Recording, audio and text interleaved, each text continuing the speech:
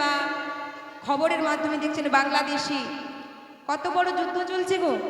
হ্যাঁ, প্রত্যেকটি বিশ্ববিদ্যালয়ের স্টুডেন্ট যারা ছাত্রছাত্রীরা সবাই মিলে একেবারে চারিদিকে সংঘর্ষ লাগিয়েছে, সবাই মিলে চারিদিকে দাঙ্গা যুদ্ধ হচ্ছে, কারো প্রাণও চলে যাচ্ছে, আহত হচ্ছে, নিহত হয়ে যাচ্ছে। কেন হচ্ছে? একটাই কারণে মা, কারণটা কি সকলেই জানেন, কিন্তু এর কারণটা কি?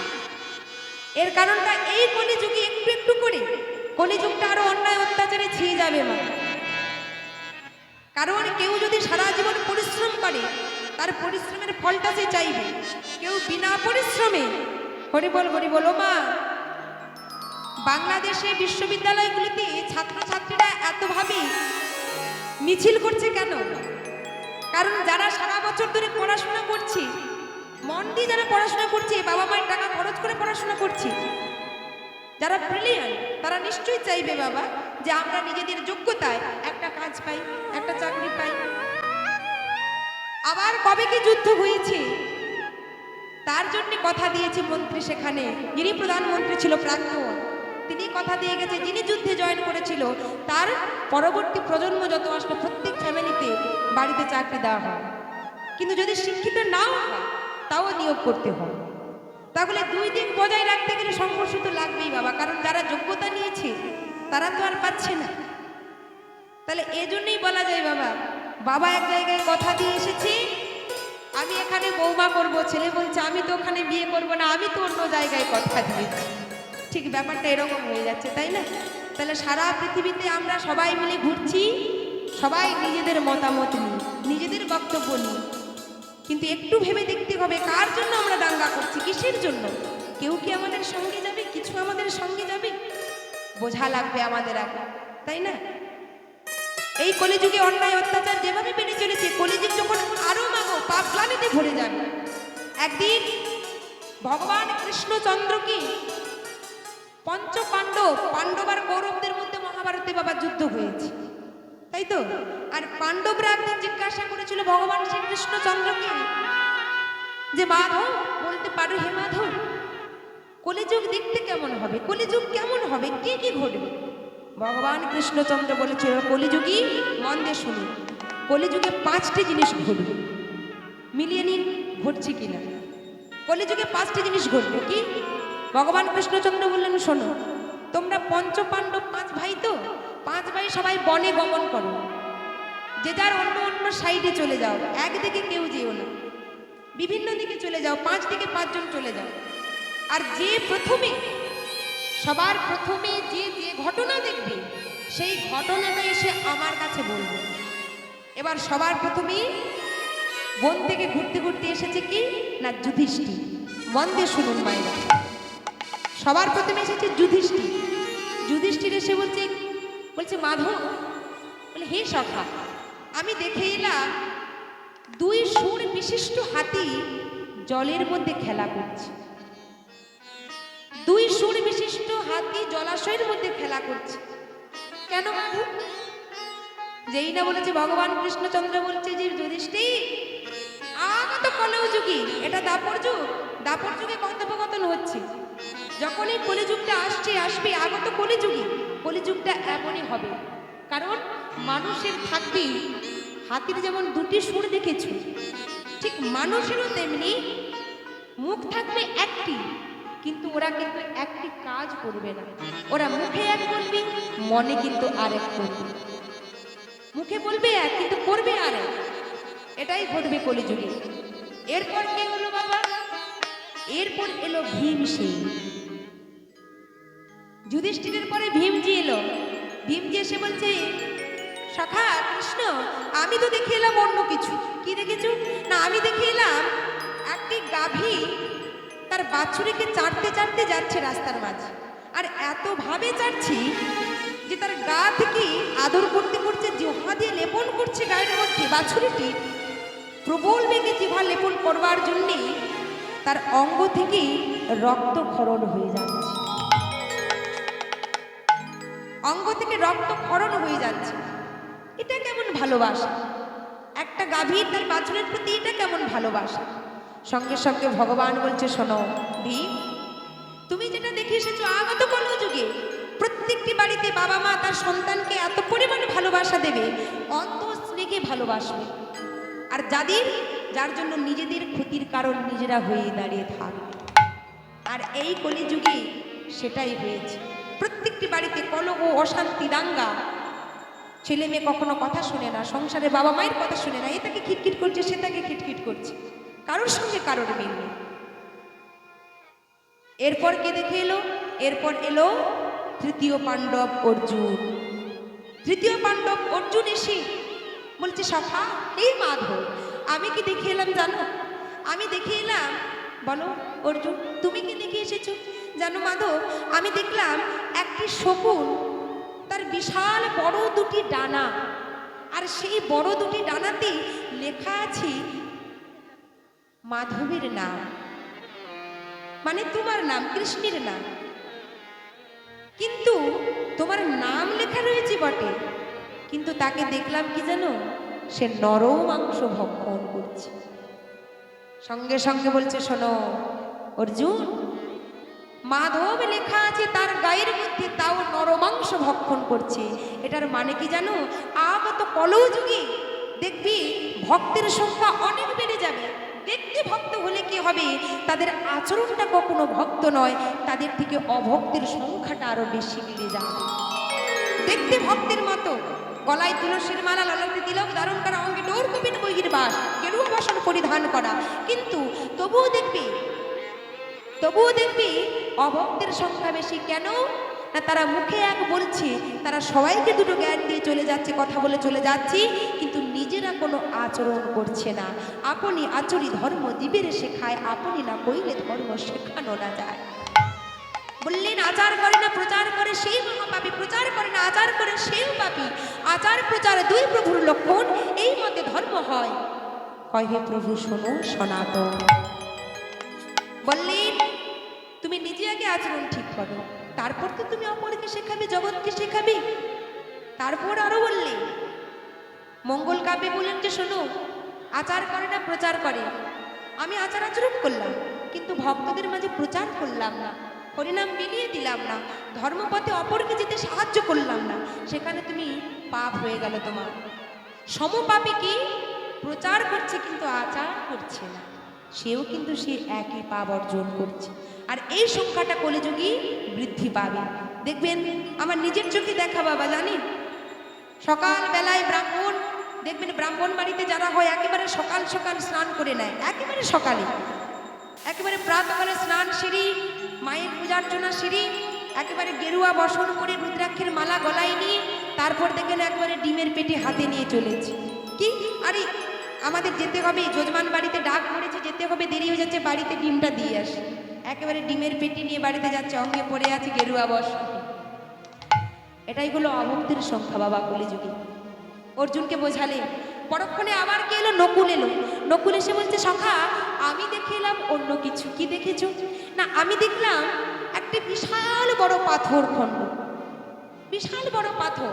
সেই পাথরটি পাহাড় থেকে দ্রুত বেগে পড়ে যাচ্ছে, নামতে নামতে নামতে নামতে বড় বড় বিশাল গাছের কাছে এসে লেগেও পড়ে যাচ্ছে। বৃক্ষগুলো, বড় বড় বৃক্ষগুলো তাকে আটকাতে পারছে না, কিন্তু নামতে নামতে ওপর থেকে একবারে নিচে এসে একটি ছোট্ট গুল্ম, অর্থাৎ ঘাস, একটি তৃণ, ছোট্ট একটি ঘাসে ওই বিশাল বড় পাথরটি লেগে সেই আঘাতে কিন্তু ভেঙে গেছে চুরমার।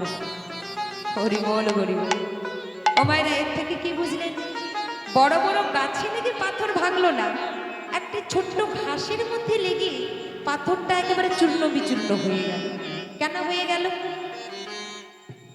ভগবান কৃষ্ণচন্দ্র বলছে, নকুল, এই কলিযুগে প্রত্যেকটি মানুষ পাপ এত পরিমাণ করবে, বিশাল পাহাড়ের মতো, পাথরের মতো পাপ করবে, কিন্তু কেউ যদি সারা জীবন পাপ করেও অবশেষে একটুখানি যদি হরি কথা বলে, ওই যতটুকু ঘাসের মধ্যে আঘাত লেগেছে, পাথর একেবারে চূর্ণ বিচূর্ণ হয়ে গেছে, সেই ততটুকু ঘাসের পরিমাণ যদি কেউ আমাকে ডাকে, ভক্ত যদি ভালোবেসে অনু করে দান, সেই অনু মোর কাছে পর্বত সমান। যদি কেউ আমাকে ভালোবেসে এতটুকু ডাকে, তাহলে এই পাহাড়ের মতো পাপ রাশি তার খণ্ডন হয়ে যায়। এরপর এলো কি, নকুল চলে গেল, এবার আসলো সহদেব। সহদেব এসে বলছে, সখা আমি সবার প্রথমে দেখলাম কি জানো? কি দেখেছো না? আমি বনের মধ্যে দেখলাম, বনের মধ্যে 5টি কুয়ো আছে, আর সেই 5টি কুয়োর মধ্যে একটি কুয়ো সব থেকে বিশাল বড় গভীর, কিন্তু সেই কুয়োর মধ্যে এতটুকুও জল নেই।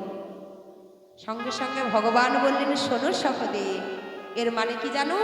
আগত কলযুগে বিশাল বড় বড় পণ্ডিত জ্ঞানী অনেক লেখাপড়া করেছি, তারা অনেক দিক বিজয় করেছে চারিদিকে, কিন্তু এত শিক্ষিত হয়ে এত পণ্ডিত হয়ে নিজেরাই মূর্খামির পরিচয় দেবে কেন?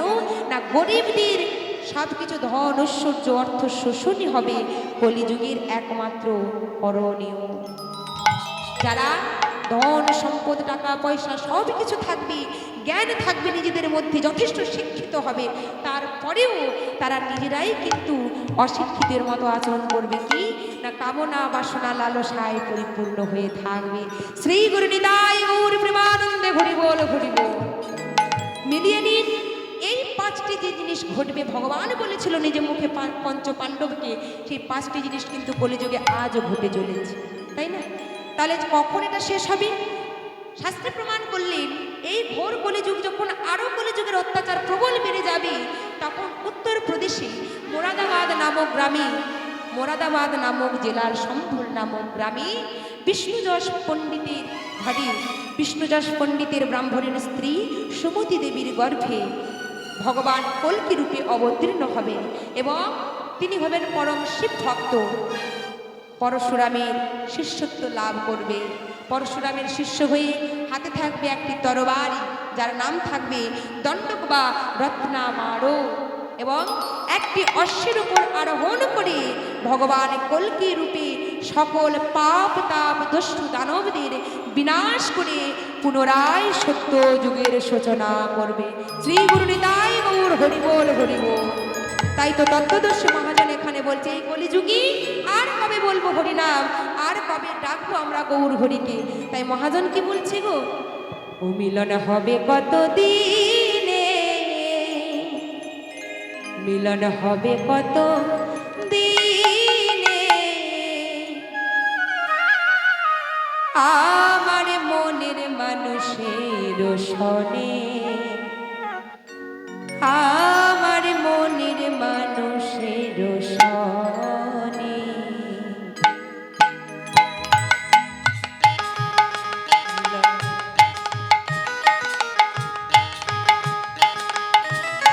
নিতাই গৌর হরি বল হরি বল।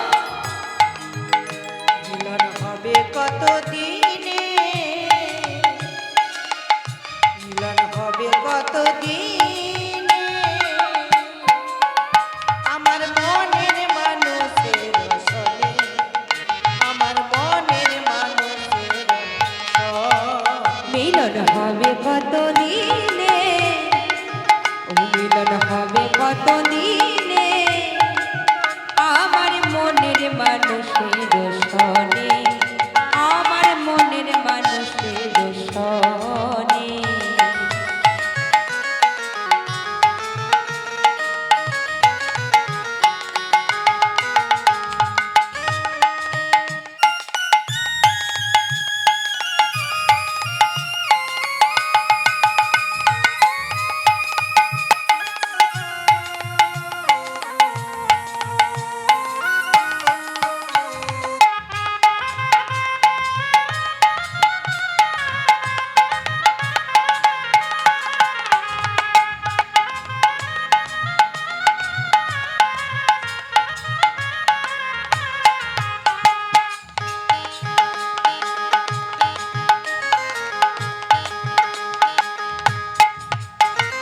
চাতক প্রায় হরিণীষি, আর চেয়েছে কালো শশী।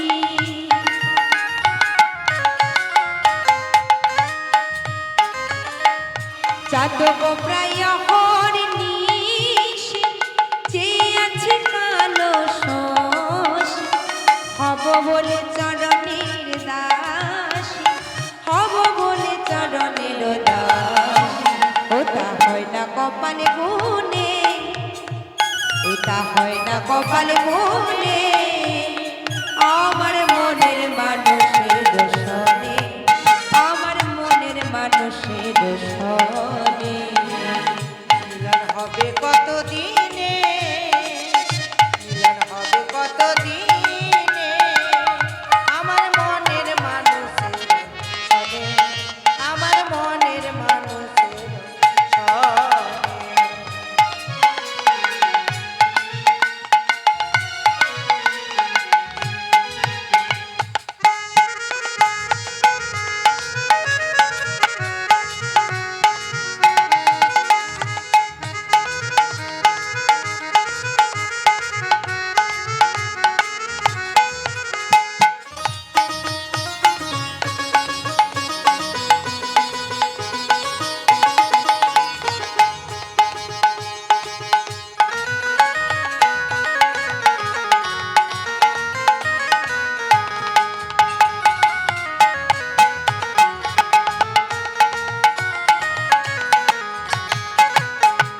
যখন ওই রূপ স্মরণ হয় আরে থাকে না লোক লজ্জার ভয়ে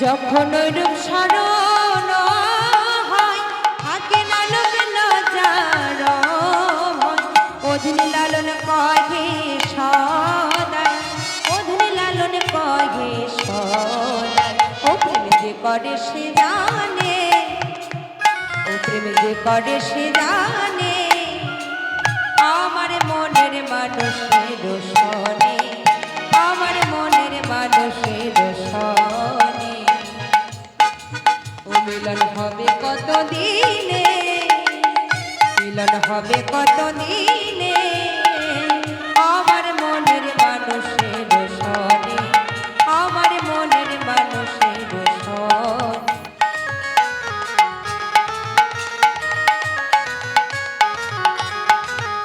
আমার মনের মানুষের সনে আমার মনের মানুষের সনে তাই আজকে মাগো এই যে মহাভারতের কাহিনী যেটি হলো পুত্র দিয়ে বৈষ্ণব সেবা লীলায় আমরা প্রবেশ করলাম এই যে মা কুন্তী ছোট্টবেলায় যখন মা কুন্তী কিশোরী বয়সী বাবার হাত ধরে মা কুন্তী আমার কি করেছি একদিন রাজ্যে ভ্রমণ করছে এবার রাজ্যে ভ্রমণ করতে করতে হঠাৎ করে পথে দেখা হয়ে গেল একজন মুনির সাথে যার নাম হলো দুর্বাসা মুনি আর সেই দুর্বাসা মুনি যার মধ্যে মাগো প্রচুর পরিমাণের ক্রোধ সব থেকে রাগী মুনি হলো দুর্বাসা মুনি যদি একবার রেগে যায় সঙ্গে সঙ্গে অভিশাপ দিয়ে ফেলবে একবারও ভাববে না তার দুর্বাসা মুনির সঙ্গে যেই না দেখা হয়ে গেছে সঙ্গে সঙ্গে আজকে কি করেছি হরিবল হরিবল দুর্বাসা মুনির সঙ্গে যেই দেখা হয়েছে মা কুন্তী প্রণাম জানালেন মুনিবরকে মুনিবরকে প্রণাম করলেন যেই না প্রণাম করেছে মুনিবর বললেন শোনো আমি মনে স্থির করেছি তোমাদের ঘরে থেকে আমি কিছুদিন ভজন সাধন করব হরিবল হরিবল ও মায়েরা কুন্তী মাকে জানেন তো হ্যাঁ কিনা কিছু বলুন জানেন মায়েরা জানেন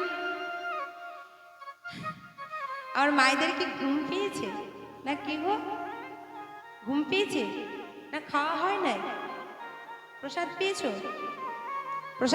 কিনা হাত তুলে দেখাও প্রসাদ পেয়েছো তাহলে তো ঘুম আসবে না উদর পরিপূর্ণ হয়ে গেলে কলিযুগে নিয়ম উদর যদি পরিপূর্ণ হয়ে যায় তাহলে এবার ঘুম বিছানার প্রয়োজন আর বসে থাকা যাবে না তাহলে প্রসাদ যখন পাইনি ঘুমও আসার কথা না তাহলে হ্যাঁ কিনা উত্তর কিন্তু দিতে হবে আমার আবার এটা বড়ই খারাপ অভ্যাস আমি যেখানে যে হু যদি না বলে হুয়া কিছু যদি না বলে আমার আবার হিংসে হয় যে আমি দাঁড়িয়ে দাঁড়িয়ে বকছি কেউ কিছু বলবে না চুপ করে বসে থাকবে এটা কি করে হয় তাই না? তাহলে এই কুন্তি মাকে চেনেন? কুন্তি মাকে জানেন তো? হরি বল হরি বল। এই যে কুন্তি মা কিশোরী বেলায় মানে ছোট্ট বয়সী যখন বাবার হাত ধরে রাজ্যে ভ্রমণ করেছি, সেই সময় দুর্বাসা মুনি এসে কি করেছি, কুন্তিমার সম্মুখে দাঁড়িয়ে আছে। আর কি করেছে, রাজা এবং রাজকন্যা অর্থাৎ কুন্তিমা এবং তার বাবা দুজন মুনিবরকে প্রণাম করলেন। মুনিবর বললেন যে শোনো, আমি তোমাদের গৃহে কিছুদিন থেকে আমি ভজন সাধন করতে চাই। যেই না বলেছি সঙ্গে সঙ্গে রাজা বলছে, শোনো কুন্তি, আজ থেকে তোমার উপর আমি দায়িত্ব দিলাম, এই মুনিবরের জন্য সেবার কোনো ত্রুটি না হয়, যা কিছু প্রয়োজন সব কিছু তুমি লক্ষ্য করবে এবং সেবা করো। এবার বৈষ্ণব সেবার সুযোগ পেয়েছে মা কুন্তি। এবারে ছোট্টবেলায় তো কি করেছি, যখন ওই দুর্বাসা মুনি পুজোতে বসে ফুল তুলে এনে দেয়, চন্দন ঘষণ করে দেয়, যজ্ঞের কাঠ কুড়িয়ে এনে দেয়, সব কিছু প্রস্তুত করে আনে, গঙ্গা থেকে জল এনে দেয়। এইবার কি করেছে মা, এমনিভাবে বেশ কিছুদিন কেটে গেছে। আর যেই বেশ কিছুদিন কেটে গেছে সঙ্গে সঙ্গে একদিন দুর্বাসা মুনি মনে মনে ভাবছে, বাবা কুন্তি আমাকে খুব সুন্দরভাবে সেবা যত্ন করেছে, তাই কুন্তিকে আমি কিছু বর প্রদান করতে চাই। কুন্তিকে ডাকছে, কুন্তি আমার কাছে এসো, আমার কাছে এসো মা। সঙ্গে সঙ্গে করজোড়ে দাঁড়িয়ে আছে, বলুন মুনিবর আমি কি সেবা করতে পারি? সঙ্গে সঙ্গে মুনিবর বলছে, শোনো কুন্তি, আমি তোমার সেবায় সন্তুষ্ট হয়েছি, বলো তুমি কি চাও, তুমি যাহা কিছু চাইবে আমি তোমাকে তাই দিয়ে সন্তুষ্ট করব।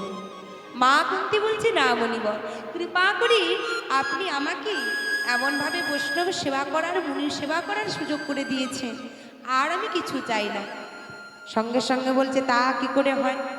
তুমি যখন নিজের থেকে কিছু চাইবে না, তাহলে আমি তোমায় খুশি হয়ে একটি বস্তু দিতে চাই। তোমায় আমি আশীর্বাদ করলাম, একটি বর প্রদান করলাম।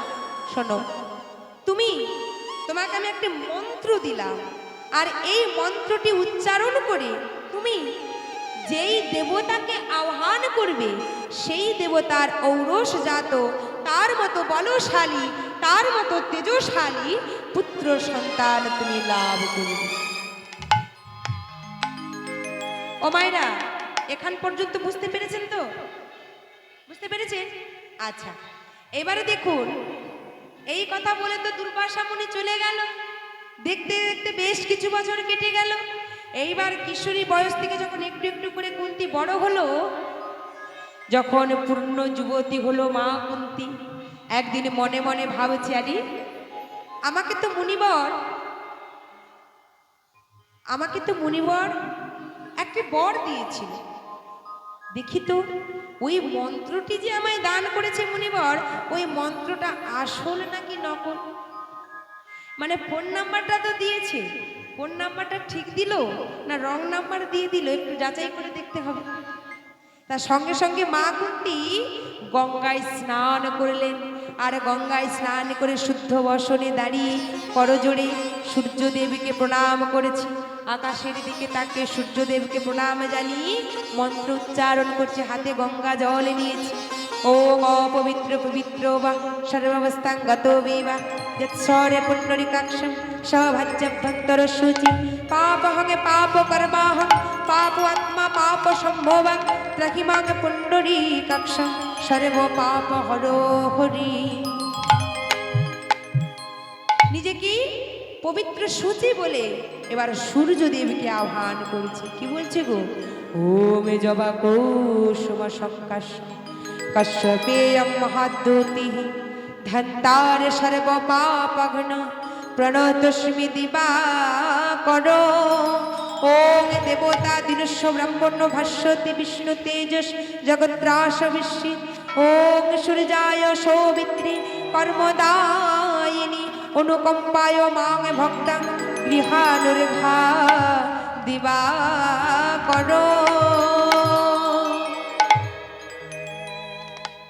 যেই না প্রণাম করেছি, সূর্যদেবকে প্রণাম করে আহ্বান করলেন, সঙ্গে সঙ্গে যেই না প্রণাম করে বদনখানা তুলেছি, সম্মুখে দেখলো কে গো? একজনের তেজশালী পুরুষ, সে হলো সূর্য দেবতা এসে দাঁড়িয়ে আছে। সম্মুখে দাঁড়িয়ে এসে বলছে, কুন্তি বলো তুমি কি চাও? আমি তোমার ডাকে, তোমার আহ্বানে আমি এসেছি। সঙ্গে সঙ্গে মা কুন্তি চমকে উঠল। কি না না না, তাহলে মুনিবর আমাকে যে মন্ত্র দিয়েছিল সেটি ভুল নয়, সেটি ভুল নয়, তাহলে সেটি ঠিক ছিল। না না না, সূর্যদেবকে করজোড়ে বলছে, হে দেব, আমি আপনাকে ডেকেছি ঠিক কথা, কিন্তু আমার তো আপনার কাছে কোনো চাওয়া পাওয়া নেই। আমাকে মুনিবর একটা মন্ত্র দিয়েছিল, আর সেই মন্ত্রটি সঠিক কিনা তা আমি একটু যাচাই করতে চেয়েছিলাম, কিন্তু আমার তো আপনার কাছে কোনো চাওয়া পাওয়া নেই। সঙ্গে সঙ্গে সূর্য দেবতা ক্রুদ্ধ হয়ে বললেন, মূর্খ নারী, এই সকালবেলা আমার কত কর্ম থাকে, তুমি না বুঝি না জেনে আমাকে আহ্বান করেছো।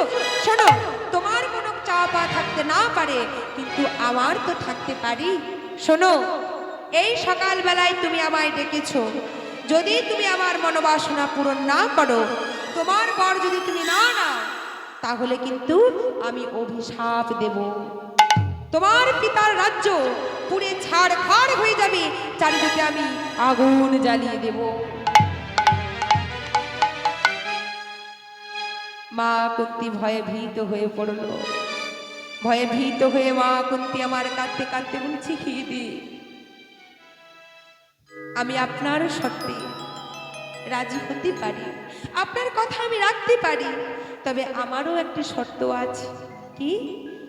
আপনি আমাকে এই বরদান করুন যে আমি যে সন্তান লাভ করব, আমি সন্তানের মা হওয়ার পরেও যেন আমি কুমারী হয়ে থাকতে পারি। ও মায়েরা, এই সমাজে যদি কুমারী বেলায় কেউ মা হয়, সমাজ কি তাকে আদর করবে? মেনে নেবে তো? মেনে নেবে? আদর করে মিষ্টি খাওয়াতে আসবে তো? আসবে? তাহলে মিষ্টি খাওয়ানো তো দূরের কথা, ডাঙের বাড়ি একবারে চেলা কাঠ নিয়ে এসে পেটাবে, তাই না? যেই না বলেছে সঙ্গে সঙ্গেই